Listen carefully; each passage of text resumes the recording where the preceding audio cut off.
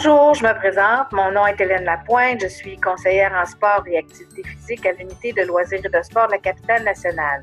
Au cours des 10 prochaines minutes, je vais vous présenter 5 astuces qui devraient vous aider à assurer une relance sécuritaire dans votre sport. La capsule se divise en 5 grandes parties. Chacune d'elles correspond à une astuce. Je vous les présente. 1. Bien comprendre le rôle de chaque acteur. 2. Établir des consignes claires. 3. S'assurer que les règles sont bien respectées. 4. Minimiser les risques au niveau des équipements et des opérations. Et 5. Adopter un comportement sécuritaire. Cette présentation s'adresse à un public large qui va des gestionnaires d'équipements jusqu'aux fédérations sportives, aux clubs, aux entraîneurs, aux athlètes et aux parents. Pourquoi autant de monde? Parce que l'objectif d'assurer une pratique sécuritaire du sport dans le contexte actuel de la COVID-19 est une responsabilité partagée à laquelle toutes les personnes concernées doivent participer. La première astuce consiste à bien comprendre le rôle de chaque acteur dans la chaîne décisionnelle. Qui décide de quoi? Au point de départ, ce sont les instances gouvernementales qui donnent le ton. On parle ici du premier ministre François Legault, puis du ministre de la Santé et des Services sociaux, ainsi que du directeur de la Santé publique, Horacio Arruda, qu'on a tous vu dans les différentes conférences de presse données depuis le début de la pandémie. Il y a plusieurs autres acteurs aussi dont vous avez entendu parler, notamment la CNESST. Les grandes lignes directrices qui influencent le déroulement des choses viennent de là. Le confinement, les consignes sanitaires, le port du masque, etc., ça vient de là. Ensuite, lorsque le go est donné pour repartir les activités ou les différentes phases de déconfinement, ce sont aux propriétaires et aux gestionnaires d'infrastructures et d'équipements de décider s'ils rouvrent ou pas et selon quelles conditions. Il faut avoir le monde nécessaire pour opérer et s'assurer que les activités sont viables financièrement à long terme. Pour les consignes sanitaires, il faut trouver la façon de les appliquer dans la vraie vie, c'est-à-dire sur le terrain. C'est le cas, par exemple, avec la distanciation physique. Les fédérations sportives, elles, établissent de quelle manière les consignes pourront être respectées, mais en lien direct avec leur sport.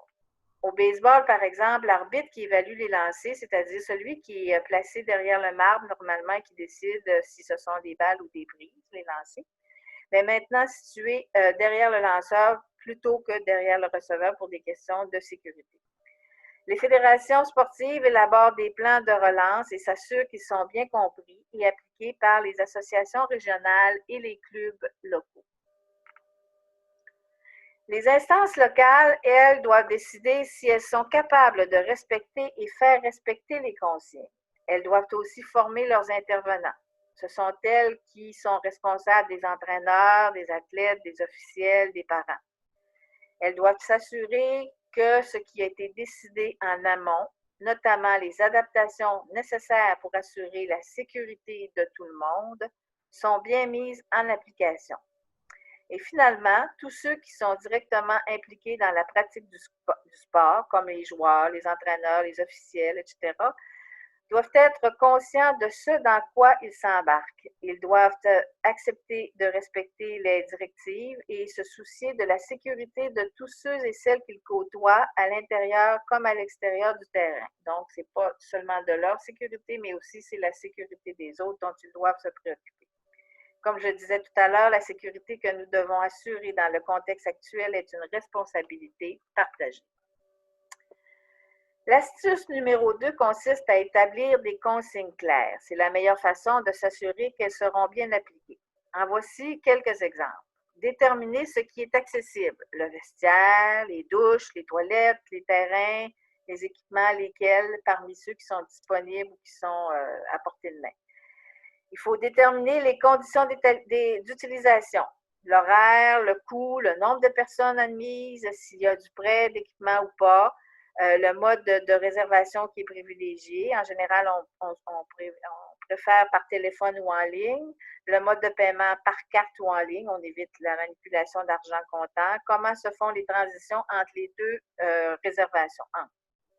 Placer des repères au sol ou au mur pour faciliter le respect de la distanciation. Ça aussi, c'est une consigne. Et ça peut être soit des cercles, des lignes, des traces de pas. Vous avez l'embarras du choix, finalement. Autres exigences, autres consignes, on retrouve placer des flèches pour indiquer dans quel sens on doit circuler, que ce soit pour entrer ou sortir d'un édifice ou d'un terrain, d'un gymnase, pour se diriger vers un endroit précis, comme les vestiaires par exemple, ou encore quel corridor utiliser dans la piscine. On doit se référer au plan de relance des fédérations sportives et aux exigences de la santé publique. Il faut aussi disposer d'un protocole en cas d'éclosion. Qu'est-ce qu'on doit faire si un cas de COVID-19 se présente sur les lieux? Par exemple, quelqu'un révèle avoir des symptômes de la maladie. On fait quoi? On le fait dans quel ordre?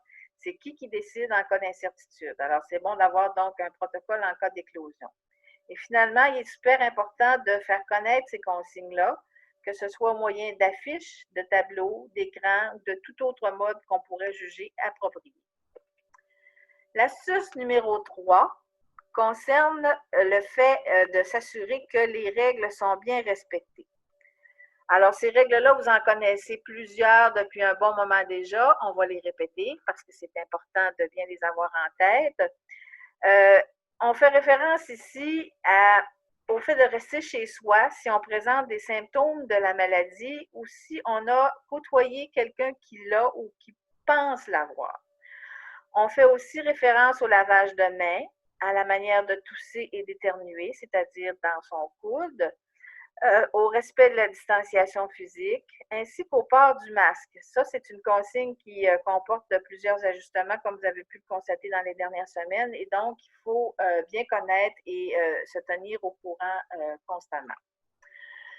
Il faut par ailleurs diffuser le plus largement possible ces consignes-là par divers moyens. C'est bon aussi, quand on le peut, de nommer une personne qui va être responsable de veiller à leur application. Au soccer, par exemple, on a nommé une personne comme ça, on l'a appelé M. Horacio. Au baseball, on a fait la même chose, on l'a appelé M. Net. Au volleyball, capitaine santé, etc. Il y a plusieurs options, c'est à vous de voir ce qui vous convient. On doit s'assurer que les consignes sont à jour en fonction des changements qui peuvent survenir à tout bout de champ. Le cas du port du masque, on l'a dit tout à l'heure, en est un bon exemple, où les choses changent au fil des découvertes et des apprentissages que l'on fait. Et finalement, ce qu'il faut, c'est répéter, répéter, répéter. Alors, comme les perroquets, on se doit de répéter constamment pour bien ancrer ces notions-là dans la tête de tout le monde. La quatrième astuce consiste à minimiser les risques au niveau des équipements et des opérations. Alors, dans cette astuce-là, la désinfection occupe une place importante. On parle de désinfection des mains, mais aussi des surfaces qui sont touchées fréquemment, comme les comptoirs, les abreuvoirs, les poignées de porte, les bancs, etc. On parle également de l'équipement dont on fait la location. Lorsque c'est possible, on fait certaines opérations comme l'accueil et l'inscription à l'extérieur du bâtiment parce que le risque de contamination est toujours plus faible qu'à l'intérieur.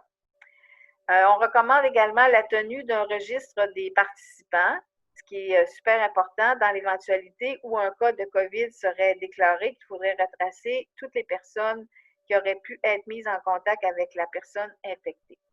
Donc, la cinquième astuce consiste à adopter un comportement sécuritaire. Arriver sur les lieux quelques minutes seulement avant l'activité, déjà habillé et prêt à jouer. Ça, c'est une bonne pratique. C'est recommandé. Il est aussi recommandé après l'activité, de repartir chez soi le plus rapidement possible, en fait directement après l'activité. Et une fois arrivé à la maison, on prend une douche et on met son linge au lavage. On apporte le moins de choses possible avec soi sur le terrain, on identifie son équipement et on ne le prête pas. Du moins, on évite de le faire dans la mesure du possible. On évite tous les contacts aussi. Pas de tape dans le dos, pas de high-five, puis aucune marque de joie, de satisfaction du genre qui peut supposer qu'on se retrouve à moins de 2 mètres de quelqu'un ou encore en contact étroit avec cette personne-là. Et finalement, seules les personnes impliquées directement dans l'activité devraient avoir accès au terrain. Pour ce qui est des déplacements entre les villes et les régions, ils ne sont pas interdits formellement, comme ils l'ont déjà été au début de la pandémie, mais il faut les minimiser le plus possible. Si on a à se déplacer, on essaie de le faire directement en évitant les arrêts non essentiels. Et puis, le covoiturage est lui aussi à éviter pour des raisons évidentes de distanciation physique. Évidemment, si on est plusieurs personnes dans une même voiture, dans un espace restreint à l'intérieur, bien, c'est sûr que ce n'est pas une condition qu'on pourrait qualifier de gagnante en matière de sécurité. En conclusion, ce qu'on doit retenir, c'est que les conseils qui vous ont été présentés dans la présente capsule ne sont pas nécessairement tous obligatoires au sens strict du terme, mais ce sont des bonnes pratiques. Ce sont des faits ou des façons de faire qui sont fortement recommandées pour éviter la contagion, la contamination. En quelques mots, voici l'essence des conseils dont on a fait le tour pendant les dernières minutes. Alors, respectez les consignes en vigueur, suivre les recommandations de votre fédération, rester à l'affût d'évolution de la situation et des changements apportés dans les consignes et finalement, faire des rappels régulièrement et fréquemment. Avant de terminer, j'aimerais vous dire quelques mots concernant la manière dont l'unité de loisirs et de sport de la capitale nationale peut vous être utile dans votre démarche. Tout d'abord, précisons que comme nous faisons partie d'un réseau, celui des unités régionales de loisirs et de sport du Québec, c'est évident que nous avons accès à l'expertise et aux conseils de tous nos collègues des autres régions. Donc, si jamais vous nous posez une question, on n'a pas la réponse, on peut consulter nos collègues et vice-versa. Donc, on s'enrichit mutuellement de nos expériences et de nos connaissances, ce qui peut nous permettre de vous aider de façon plus appropriée que si on était seul. Ensuite, on peut aussi avoir recours à certains autres partenaires comme la Direction du sport, du loisir et de l'activité physique du ministère de l'Éducation et de l'Enseignement supérieur ou encore la Direction régionale de santé publique. Nous pouvons aussi vous offrir du soutien et de l'accompagnement ainsi que créer des occasions d'échange avec des acteurs ayant les mêmes préoccupations que vous. Alors, en terminant, j'espère que la présente capsule vous a été utile et que vous sera utile aussi dans le futur.